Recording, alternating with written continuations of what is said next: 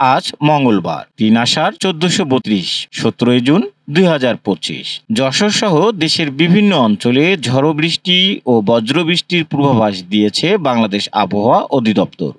আবহাওয়া অধিদপ্তরের তথ্য অনুযায়ী যশোর, খুলনা, বরিশাল, পটুয়াখালী, নোয়াখালী, কুমিল্লা, কক্সবাজার ও চট্টগ্রামের উপর দিয়ে ঘন্টায় ৪৫ থেকে ৬০ কিলোমিটার বেগে ধমকা বা ঝোড়ো হাওয়া বয়ে যেতে পারে।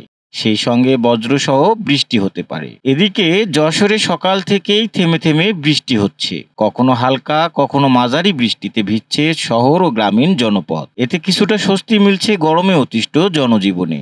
তবে বাতাসে আর্দ্রতার কারণে অস্বস্তি এখনো পুরোপুরি কাটেনি।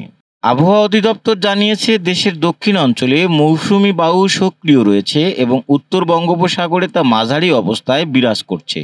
যশোর সহ দেশের বিভিন্ন এলাকায় আজ দিনভর হালকা থেকে মাঝারি বৃষ্টিপাত হতে পারে।